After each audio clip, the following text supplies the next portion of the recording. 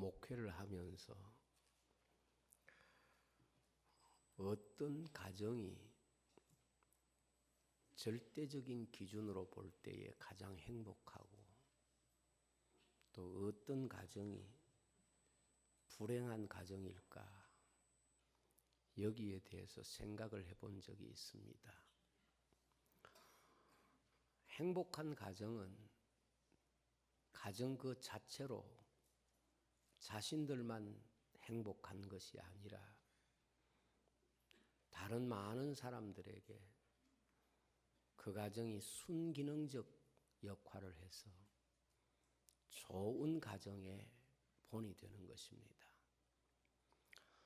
그러나 불행한 가정은 그 가정 자체가 불행하기도 하지만 또 그 가정이 사회 속에 보여주는 어떤 교훈적 메시지가 부정적인 메시지를 보여줄 수밖에 없기 때문에 여러 가지 면에서 자기 가정이 의식되지 않을 수가 없습니다. 우리가 부부 사이를 생각을 해보면 모든 그 사람이 가지고 있는 조건을 다 제거하고 딱 두 사람만 두고 어떤 가정이 행복하고 어떤 가정이 불행할까, 이것을 생각해 본다면 가장 불행한 가정은 서로 믿지 못하고 의심하는 가정이라는 생각을 했습니다. 목회하면서 주변에 다른 목회자 가정이나 혹은 다른 성도들의 가정에서 어처증이나 어부증 같은 이런 것으로 갈등하는 가정을 본 적이 있습니다. 이런 가정을 보면 이런 심리적으로 질병을 가지고 있는 분들은 자기는 상대를 너무 진실이 사랑하고 있는 거예요. 너무 상대에게 자신의 마음을 다 쏟아서 사랑하고 있는 거예요. 그런데 그 상대에게 정말 행복하냐 이렇게 물어보면 자기 자신이 가지고 있는 삶의 그 조건이 자기 자신이 세상에서 가장 불행한 사람에 속해 있다는 것을 너무도 공감 있게 이야기하는 걸 듣습니다. 무슨 뜻인가 하면 자신은 남에게 정말 사랑하는데, 상대에 대해서 정말 사랑하는데 상대의 사랑을 믿지 못하는 겁니다. 상대의 사랑을 전혀 믿지 못하고 상대의 사랑에 대해서 계속 의심하고 있는 것입니다. 그래서 이런 부분들을 보면서 이런 생각을 한 적이 있습니다. 차라리 사랑을 많이 하지 않더라도 자기 사랑을 믿어주고 받아줄 줄 아는 것이, 자기가 집착하면서 사랑하면서도 상대의 사랑은 전혀 받아들이지 않고 의심하는 것보다 나을 수 있겠다, 이런 생각을 했습니다. 왜 그런 생각을 하게 되는가 하면 영적으로도 그와 비슷한 구조가 우리의 신앙생활에 그대로 적용되기 때문에 그렇습니다.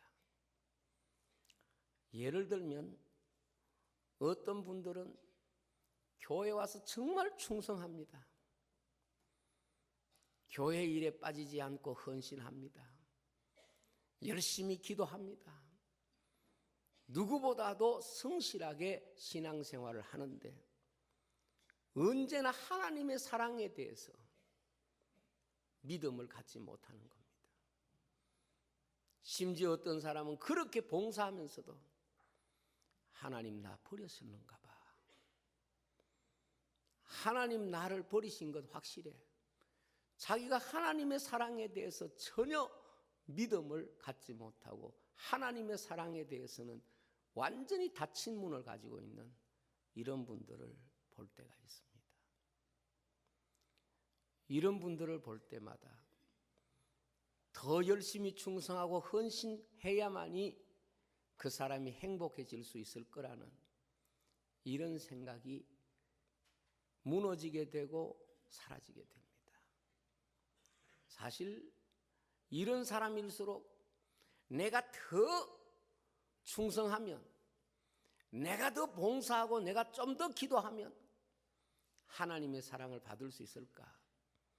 이런 집착을 가지고 있지만은 그 스스로가 하나님의 사랑에 대한 믿음이 부족하기 때문에 늘 자기 자신 속에 행복감을 느끼지 못하는 것입니다. 반대로 어떤 사람들은 이런 경우가 있습니다. 뭐 신앙생활도 누가 보더라도 좀 대충 하는 것 같고, 뭐 자기 신앙생활에 있어서 철저한 부분이 좀 부족한 것 같아도 하나님 나 사랑하신다는 것에 대해서는 확실한 믿음을 갖고 있는 거예요. 하나님 나 사랑한다는 그 믿음이 조금도 흔들리지 않는 거예요. 이런 사람들은 오히려 교회 생활과 신앙 생활에 있어서 굉장히 자녀의 특권과 은혜를 누리면서 사는 사람이라 이렇게 볼 수가 있습니다.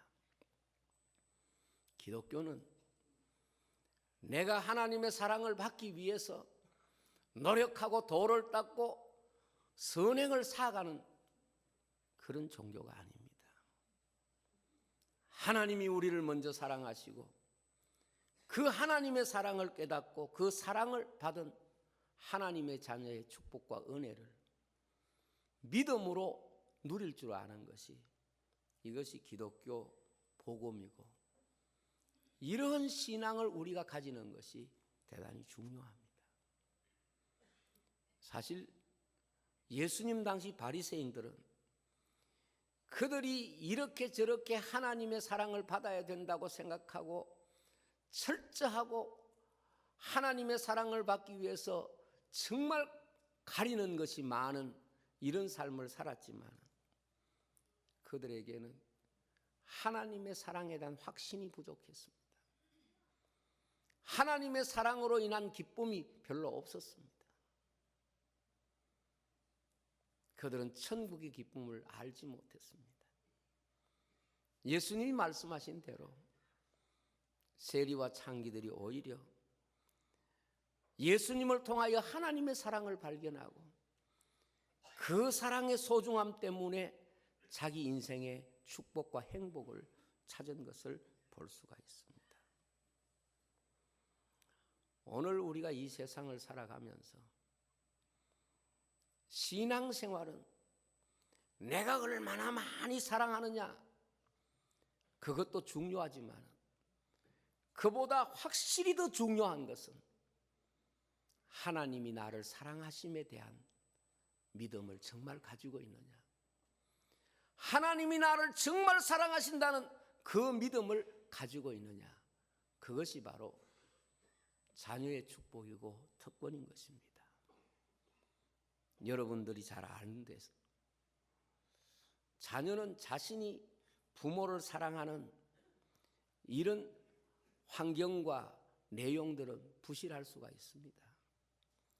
그러나 자녀의 이름으로 산다는 것은 내가 자격이 있든 내가 자격이 없든 그것이 문제가 아니라 그 부모가 나를 사랑한다는 그 믿음에 있어서는 내게 있는 자격, 그것을 전제하지 않고 부모의 사랑을 먼저 믿는 것입니다. 부모의 사랑에 대하여 먼저 신뢰하는 것입니다. 내가 자격이 있기 때문에 내 사랑을 해주실까? 내가 능력이 있으니까 이제 사랑해 주시겠지. 적어도 자식은 그렇게 생각하지 않습니다.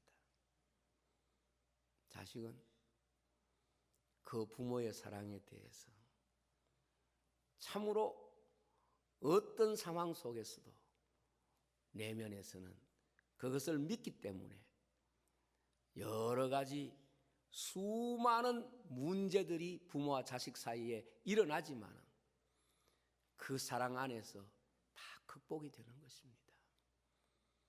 신앙생활하는 많은 사람들이 정말 하나님의 사랑을 내가 믿고 있다면 신앙생활하면서 나타나는 여러 가지 문제들이 하나님의 사랑을 깨달은 사람에게는 다 극복될 수가 있습니다.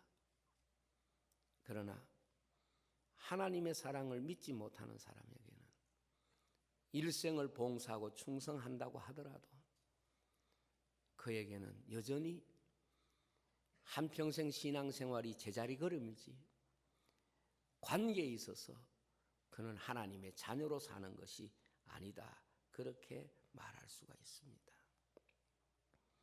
말세가 되면 사람들은 정말로 자기를 사랑하는 일에 집중하게 되는 시대라는 것을 말씀하셨고 우리는 이 시대에서 그것을 늘 눈으로 보고 있습니다. 오늘처럼 사람들이 사랑에 대해서 관심 많고 사랑에 대해서 이야기 많이 하고 사랑에 대한 방식과 논리들을 많이 만든 세대가 없습니다.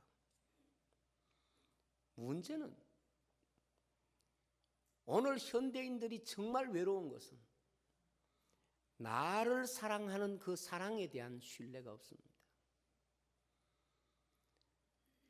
그 어떤 대상도 나를 정말 사랑한다는 그 자기를 사랑해 주는 사랑에 대한 확신이 없기 때문에 그 마음은 메말라지고 그 마음은 외로워지는 것입니다. 왜 그렇습니까? 사랑은 본래 하나님께 속한 것입니다. 이것이 사랑의 가장 중요한 정의입니다. 사랑은 내게 속한 것도 아니고 사람에게서 나오는 것도 아니고 사랑은 하나님에게서 나오는 것입니다. 사랑은 하나님께 속한 것입니다. 이것이 성경이 우리에게 가르치는 하나님의 사랑에 대한 가장 중요한 정의입니다. 사랑은 하나님께 속한 것이기 때문에 내게서 나오는 것을 함부로 사랑이라고 생각해서는 안 됩니다. 사랑은 하나님에게서 나온다고 말씀했기 때문에 사람이 사랑을 말할 때마다 항상 내가 말하는 사랑이 하나님에게서 나오는 사랑인가 나의 사랑을 말하는 것인가를 정직하게 점검해야 합니다. 말세가 될수록 사람들은 자기에게서 나오는 사랑, 사람에게서 나오는 사랑은 너무도 많이 말하지만 하나님에게서 나오는 사랑은 사람의 입에서 사라지고 하나님에게서 나오는 사랑이 우리 사람에게 필요하다는 이 사실에 대해서 사람들은 계속해서 사람의 사랑을 가지고 해석하고 설명하려고 하기 때문에 사랑은 말하지만 진짜 사랑은 없는 것입니다. 왜냐하면 사랑은 하나님께 속한 것이기 때문에 그렇습니다. 우리가 성경에서 가르치는 대로 하나님에게서 나오는 사랑과 자기 자신에게서 나오는 사랑을 어떻게 하든지 분별하고 그것을 깨닫지 않으면 우리는 신앙생활의 전환점을 아직도 갖지 못했다. 그렇게 볼 수 있습니다. 그 이야기가 바로 탕자의 이야기입니다. 탕자는 성경에서 가장 위대한 하나님과 하나님의 백성 사이를 아버지와 아들의 이야기로 비유로 주님이 하신 말씀입니다. 탕자는 아버지에게서 나오는 사랑을 사랑으로 인정하지 않습니다. 아버지에게 나오는 사랑보다 자기에게서 나온 사랑이 자기를 자신을 더 사랑하는 것이라고 생각을 했습니다. 그는 친구와 욕망에서 나오는 사랑을 따라 아버지의 사랑을 버렸습니다. 자신만이 자신을 사랑할 수 있다고 생각했던 사람이 탕자입니다. 오늘 현대인들이 적어도 사랑에 대해서 탕자적 삶을 삽니다. 사랑에 대해서 탕자적 의식 구조를 갖고 있습니다. 무슨 뜻인가 하면 적어도 나를 사랑하는 것은 내가 나를 가장 사랑한다고 생각합니다. 나를 사랑하는 것은 내가 그래도 가장 나를 사랑하는 사람이라고 생각합니다. 그러나 후에 깨달은 것은 자기가 자기를 사랑하는 게 정말 사랑이 아님을 깨닫는 거예요. 아버지의 사랑이 자기를 사랑하는 참 사랑이라는 것을 비로소 깨닫는 것입니다. 자신의 사랑이 진짜 사랑이 아니라는 것을 깨달은 것입니다. 신앙생활이 무엇입니까? 신앙생활의 전환이 무엇입니까? 내 사랑이 나를 사랑하는 진짜 사랑이 아니라 아버지의 사랑이 진정 사랑이라는 것입니다. 왜냐하면 내 사랑은 아무리 뜨거워도 아무리 대단해도 나를 구원할 수 있는 사랑이 아닙니다. 내 사랑은 아무리 치밀하고 아무리 계획적이어도 내 사랑이 나를 구원하지 못합니다. 나를 구원하는 사랑은 오직 하나님의 사랑 이외에는 아무것도 없기 때문에 그렇습니다. 이스라엘 백성이 광야에서 멸망한 이유가 무엇입니까? 성경에 하나님의 사랑을 끊임없이 시험했기 때문이라고 말씀을 했습니다. 하나님의 사랑을 깨닫지 못하고 하나님의 사랑을 시험하다가 광야에서 죽은 것입니다. 그들은 하나님의 사랑을 받은 민족입니다. 하나님이 그 민족을 사랑했습니다. 그런데 그들은 그 하나님의 사랑보다 자기에게서 나온 사랑, 그 사랑으로 자기를 사랑하려고 몸부림치다가 하나님의 사랑을 깨닫지 못하고 광야에서 그들은 다 죽습니다. 그들이 사랑이라고 생각했던 게 뭡니까? 하나님 주신 말씀에서 얻어지는 사랑이 아니라 그들의 욕구와 욕망과 육체의 욕구를 따라서 얻어지는 그것이 자기를 사랑하는 것인 줄 그렇게 잘못 알았습니다.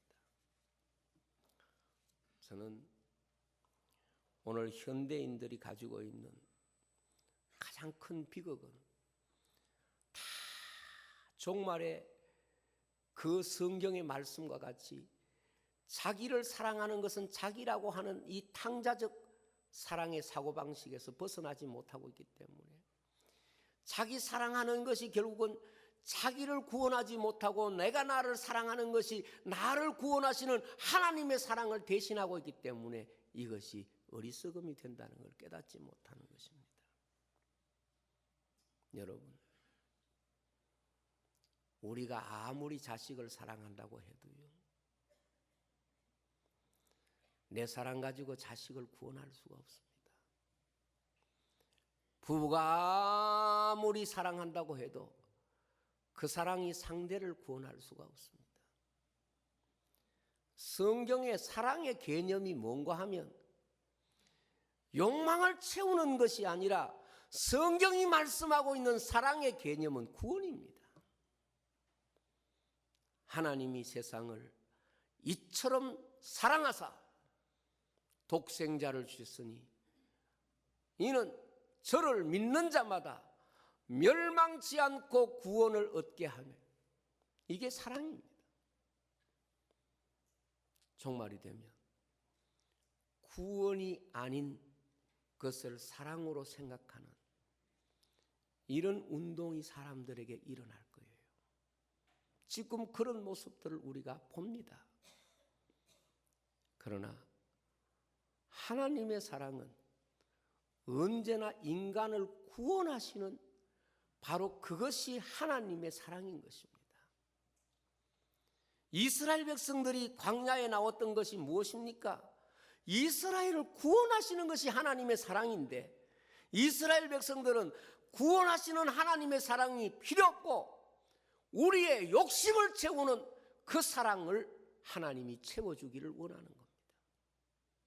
오늘 교회 나온 많은 사람들도 우리를 구원하시는 하나님의 사랑, 예수 그리스도에 대한 복음은 그렇게 귀한 사랑으로 인식하지 못하고 우리를 구원하지 않는 육체에서 나오는 우리의 욕망이 사랑이 되기를 원하는 겁니다. 그래서 그 하나님의 사랑을 깨닫지 못하는 자에게는 떡도 주고 고기도 주지만은 그들은 가나안 땅에는 들어가지 못합니다. 여러분, 성경의 위대한 하나님의 사랑의 메시지가 무엇인가 하면 하나님이 세상을 사랑하신 목적이 뭔가 하면 인간을 구원하시기 위해서, 그래서 하나님의 사랑이 그리스도를 통하여 나타나신 내용이 무엇입니까? 인간을 구원할 자로 이 땅에 보내신 하나님의 사랑인 것입니다. 그러므로 오늘 우리의 사랑 가지고는, 아니 이 세상 모든 사람의 사랑을 다 모아도 사람의 사랑 가지고는 한 사람도 구원할 수가 없습니다. 너무 지금 교회들이 사람의 사랑을 이야기합니다. 사람의 욕망을 채우는 사랑을 이야기합니다. 사람의 필요와 사람의 욕심을 채우는 이런 사랑에 대한 갈증을 이야기합니다. 그런데 그것이 정말 우리의 마음에 사랑의 갈증을 치유할 수 있는 것입니까? 아닙니다. 오늘 우리가 신앙생활하면서 때로 징계를 받더라도, 때로 아픔을 겪더라도, 때로 고난을 받더라도 하나님이 그런 사랑을 주시는 이유가 우리의 욕망이 아니라, 오늘 우리가 말씀 읽었잖아요. 꾸지람도 있고 징계도 있고 나중에는 뭡니까? 채찍도 있습니다. 왜 그런 사랑을 하나님이 인간에게 주시느냐? 왜 그런 사람을 깨닫는 사람이 자식이냐? 구원을 위한 목적이기 때문에 그런 것입니다. 하나님이 구원하시는 사랑이에요. 하나님이 한 인생을 포기하지 않으시는 사랑을 말하는 것입니다. 그러면 우리는 그 하나님의 사랑을 어떻게 해야 믿을 수 있을까요? 그 하나님의 사랑을 우리가 어떻게 나의 사랑으로 받아들일 수 있을까요? 첫째, 내가 하나님의 자녀임을 믿어야 합니다. 오늘 말씀이 무엇입니까? 너희가 아무리 어려운 일 당하고 고난 당하고 매를 맞고 이래도 너희 스스로 사생자라고 생각하지 말라. 매 맞는다고 사생자가 아니고 꾸지람 맞는다고 사생자가 아니다. 어떤 순간에서도 하나님은 나의 아버지시다. 이 믿음을 잃지 말라는 겁니다. 오늘 말씀이 바로 그것입니다. 그래서 꾸지람을 받을 때 낙심하지 말라. 하나님이 사랑하는 자녀에게 건실히 징계한다 그렇게 말했습니다. 하나님이 버리지 않기 위해서 채찍질한다 그랬습니다. 그래서 성도가 가장 중요한 신앙 고백이 뭔가 하면 어떤 경우에도 내가 하나님의 자녀라는 이 믿음을 놓쳐서는 안 된다는 겁니다. 그 아버지의 사랑에 대한 우리의 신앙 고백이 하나님은 나의 아버지라는 믿음에 근거해야 된다는 뜻입니다. 자녀를 키워보신 부모님들은 다 아시겠지만 뭐 집에서 제일 많이 충돌이 일어나잖아요. 그런데 그런 모든 문제가 시간이 지나면 해결이 됩니다. 왜냐하면 자녀라고 하는 이 자리가 사랑을 받는 자리라는 이 믿음은 어떤 순간에서도 사라지지 않습니다. 제가 누구에게 들었는데 어릴 때 아버지에게 잘못하면 좀 매를 맞았대요. 그 아버지에게 잘못해서 과거에는 맞기도 하잖아요. 근데 조금 있다가 아버지 화가 좀 풀렸다 싶으면 가가지고 이렇게 말한대요. 아까 내 때린 값 내놔라고. 아까 나 꾸지럼한 값을 내놔라고. 당당하게 그렇게 아버지에게 내 때린 값 내놔라고 막 그러면 아버지가 웃으면서 돈도 준대요. 그래서 때리도 걱정을 안 하는 거는 나중에 요거 가지고 또 돈 타먹어야지 이 생각까지 한다는 거예요. 자식은 말이에요. 어떤 순간에서도 그 아버지가 뭐 돈이 없고 다 할 수 있어도 나 사랑한다는 그 믿음을 갖고 있을 때 자식인 거예요. 오늘 말씀이 바로 그것입니다. 너희들이 징계를 받고 꾸지람을 받고 때로 채찍질 해도 아버지니까 그렇게 하는 거야. 바로 그 말씀이지 않습니까? 아버지니까 하는 거예요. 그래서 우리가 하나님의 사랑을 소유하는 첫 번째 믿음이 뭔가 하면 내가 하나님의 자녀라고 하는 이 신앙 고백에 있다 하는 것입니다. 두 번째로 우리에게 일어나는 모든 일은 하나님의 사랑의 표현, 하나님의 사랑 때문이라는 걸 믿으라는 겁니다. 오늘 이렇게 말씀합니다. 주께서 그 사랑하는 자를 징계하시고 그가 받아들이시는 아들마다 채찍질 하심이라 그렇게 말했습니다. 성도에게 때로는 질병도 있고 실패도 있고 아픔도 있을 수 있습니다. 그러나 그런 일을 당할 때에 하나님이 그런 일을 허락하시는 것은 미워해서가 아니라 너희를 사랑하기 때문에 그런 아픔까지도 허용하신다 하는 것을 오늘 말씀이 밝히고 있습니다. 그러므로 오늘 우리 성도들이 어떤 상황에서 실패자가 되는 것은 그것 때문에 하나님의 사랑을 잊어버리면 그 일의 실패보다 진짜 실패자가 되는 것이고, 어떤 상황에서도 하나님의 사랑을 잃어버리지 않는 그것이 바로 진정 자기를 지키는 것입니다. 우리가 욥기가 왜 성경에 있는지 아십니까? 어떤 순간에서도 그 하나님의 사랑에 대한 신뢰를 내가 가지고 있는 것입니다.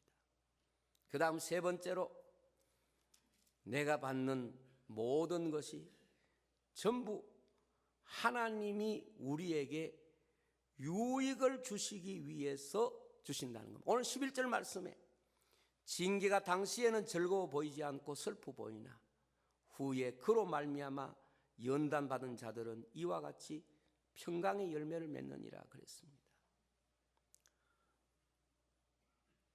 오늘 하나님의 사랑을 믿는 사람은 상황 속에 때로는 어려움과 고난이 온다고 해도 그것 때문에 내가 손해본다 이런 생각을 하지 않습니다. 그래서 바울은 자신의 육체의 가시도 처음에는 손해본다고 생각을 했는데 기도하다 보니까 그것이 주님이 주신 보호의 울타리라는 것을 깨달은 것입니다.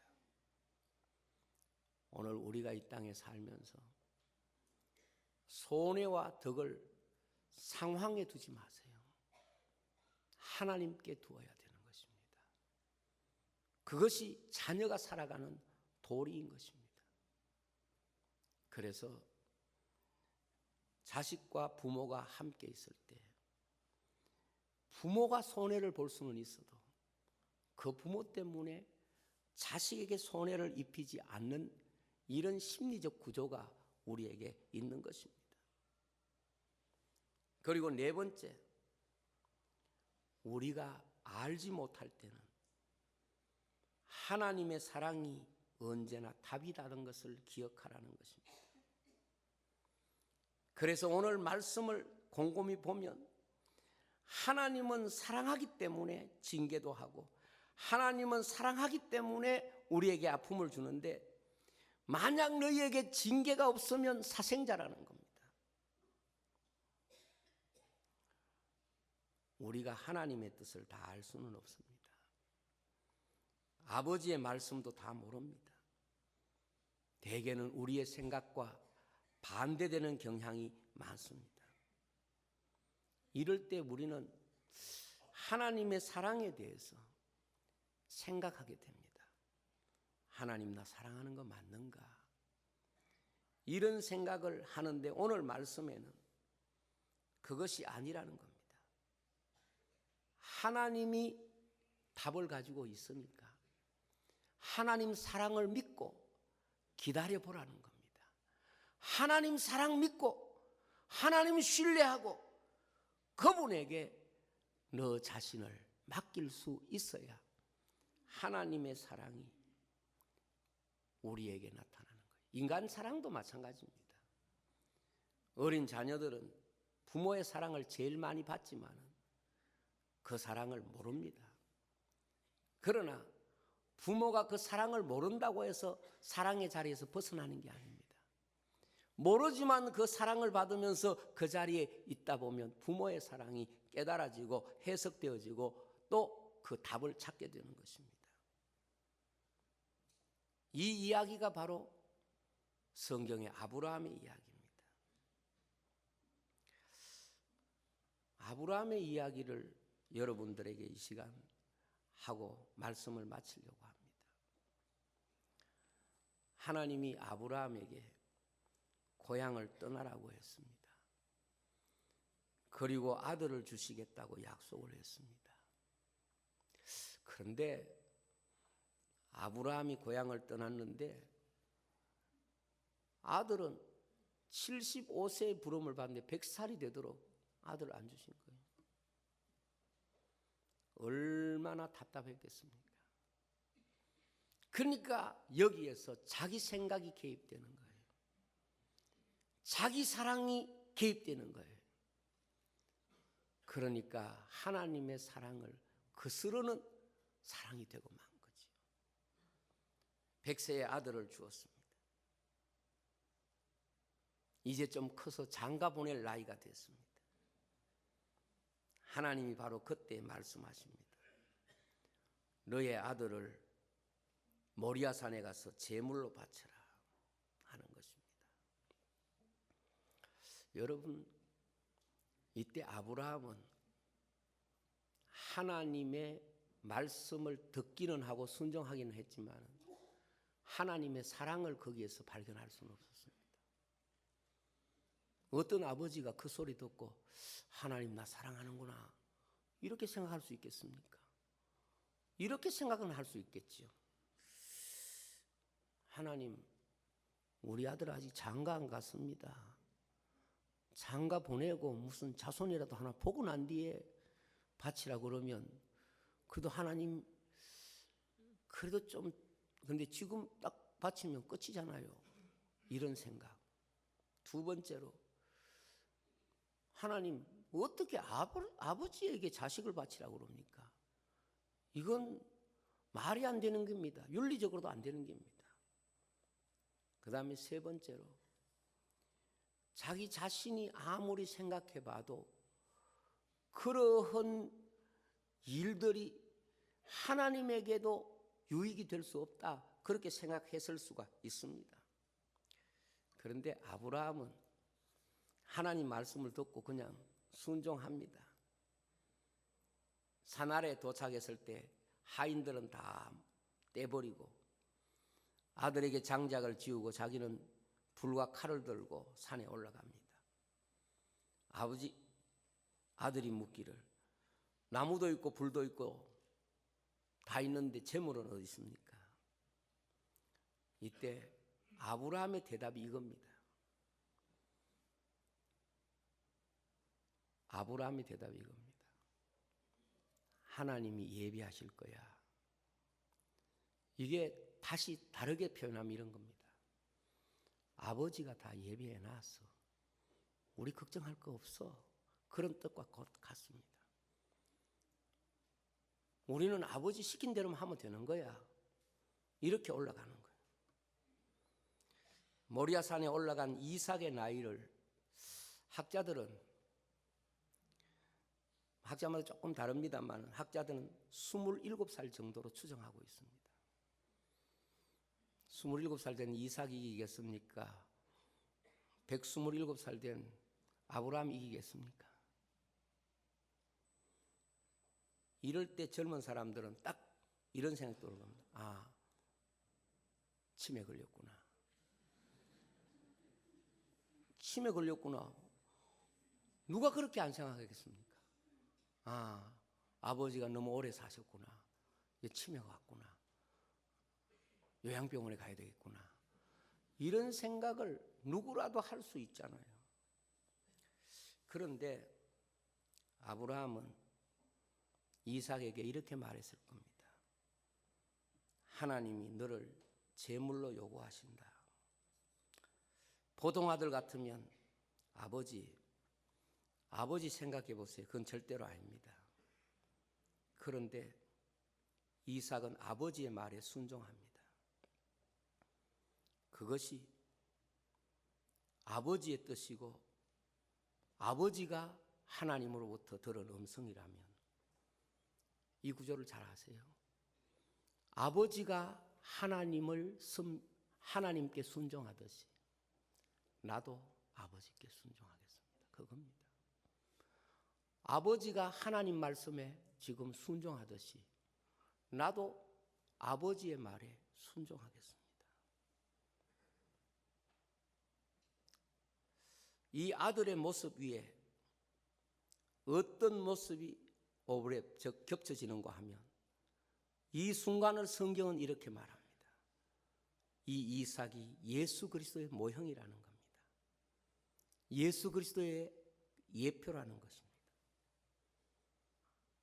그것이 바로 주님의 모습이라는 뜻입니다. 그래서 모리아산에 성전이 세워진 것도, 그곳에 십자가가 세워진 것도, 그 예루살렘의 교회가 세워진 것도 이런 영적인 비밀들이 겹쳐져 있는 것입니다. 그때 하나님께서 아브라함에게 말합니다. 이제야 네가 나를 사랑하는 줄 알았다. 그 아들 아브라함은 하나님께 순종하고 이삭은 그 아버지 아브라함에게 순종한 것입니다. 이것을 어디에서 우리가 볼 수 있는가 하면 예수님이 십자가를 눈앞에 두고 있을 때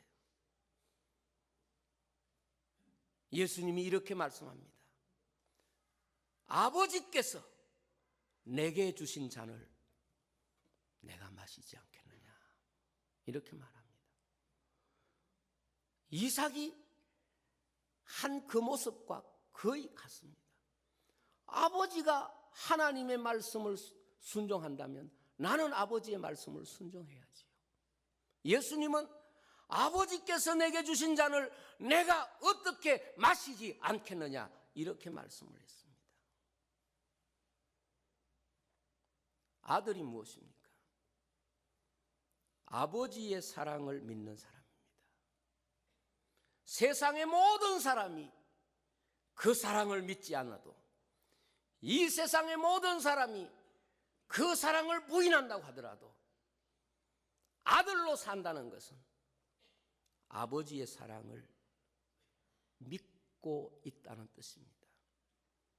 혈통적으로 그 아버지의 아들이어서 아들이 아니라 그 사랑을 믿고 그 사랑에 자신을 바치는 것.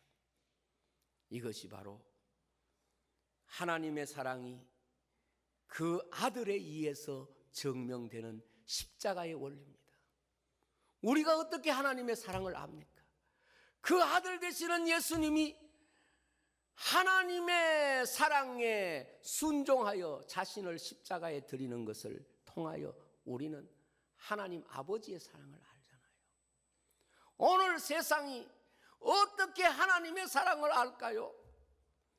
하나님의 아들 된 성도들이 하나님의 사랑에 대하여 의심없이 사는 그 모습 보고 세상은 하나님의 사랑을 아는 것입니다. 아버지가 갖고 있는 사랑을 아들이 증거하지 않으면, 아들이 순종하지 않으면, 아들이 믿지 않으면 그 아버지의 가슴 속에 있는 사랑이 누구를 통해서 나타나야 됩니까? 하나님, 그 사랑은 아들을 통하여 우리에게 나타나셨듯이 오늘도 하나님의 그 사랑은 그 자녀된 우리를 통하여 나타나야 되는 것입니다. 자녀는 그 사랑에 반응하는 삶을 사는 것입니다. 아들이란 아버지의 사랑을 믿는 사람입니다. 세상의 모든 사람이 비웃어도 아버지의 사랑은 아들에 의해서 증명되어야 되는 것입니다. 아브라함이 이삭을 데리고 산에서 내려올 때 아브라함은 이런 감격이 있었을 겁니다. 야, 하나님 아버지 정말 나 사랑하시네요. 내 하나님 사랑 끝까지 믿은 거 잘했죠? 이렇게 아브라함 속으로 생각하고 오는데 이삭은 그 뒤에 따라오면서 뭐라 그랬습니까? 아버지, 난 아버지 사랑을 믿고 순종하는 거 잘했죠? 속으로 다 아버지의 사랑을 가슴에 안고 아버지의 사랑에 대하여 배신하지 않는 두 사람의 걸음을 우리가 볼 수 있습니다. 이게 십자가의 이야기 아닙니까? 이게 기독교 구원의 이야기 아닙니까? 하나님은 우리 아버지십니다. 우리가 그 사랑을 알아가는 것이 신앙의 깊이입니다. 지난 시간에도 제가 말씀을 드렸습니다만 정말 사랑하는 자녀는 채찍 속에서도 하나님의 사랑을 발견하고 하나님 아버지의 사랑을 고백할 수 있는 사람인 것입니다. 오늘 우리가 이 세상에 살면서 우리는 너무 이스라엘 백성의 광야와 같이 하나님이 구원하시는 그 놀라운 사랑은 싫고 내 욕망과 욕심을 채우는 그 사랑에 대하여 날마다 하나님 앞에 그 사랑을 달라고 말합니다. 하나님은 그 사랑을 못 주실 수 있는 분이 아니십니다. 그러나 하나님이 우리에게 주신 진짜 사랑은 우리를 구원하시는 사랑인 줄로 믿습니다. 구원하시는 사랑이에요. 그 구원하시는 사랑 때문에 우리는 그 사랑을 믿기 때문에 환경적으로 어렵고 힘들어도 우리를 구원해 가시는 하나님의 사랑을 믿습니다. 그게 누굽니까? 여호수아와 갈렙입니다. 여호수아와 갈렙은 힘 안 들겠습니까? 여호수아와 갈렙은 고난이 없었겠습니까? 있었지만 우리를 구원하시는 그 하나님의 사랑을 믿기 때문에 오히려 하나님을 더 신뢰하기 때문에 하나님은 갈렙과 여호수아를 두고 이렇게 말합니다. 이들은 온전히 나를 따랐다. 이것이 바로 그들의 신앙인 것입니다. 이스라엘 백성들을 애굽에서 건져내신 것은 하나님이 구원하시는 사랑을 나타내시는 하나님이시라는 걸 보여줍니다. 요한복음 3장 16절이 무엇입니까? 하나님이 세상을 이처럼 사랑하사 하나님의 사랑이 무엇입니까? 인간을 구원하시는 사랑. 그 구원의 사랑의 핵심이 뭔가? 독생자를 주신 거예요. 그 예수님 주신 거예요. 그래서 아마 모리아산을 내려올 때는 아브라함이 마음속으로 내가 순종 안 했으면 참 그 사랑을 믿지 못하고 순종 안 했으면 어떻게 했지 그랬고 이삭은 그 뒤에서 또 생각을 이렇게 할 겁니다. 내가 아버지 힘없다고 밀치고 도망 내려왔으면 어떻게 할 뻔했지. 이런 생각을 할 수 있는 거예요. 오늘 우리는 하나님의 사랑을 붙잡고 사는 사람들입니다. 그 하나님의 사랑이란 우리의 욕심을 채우고 우리의 욕망을 채우고 우리 자신이 우리 자신을 사랑하는 그 사랑이 아니라 우리를 구원하시는 그 하나님의 사랑을 우리에게 주시는 그 사랑을 말하는 것입니다. 기도하겠습니다. 아버지 하나님,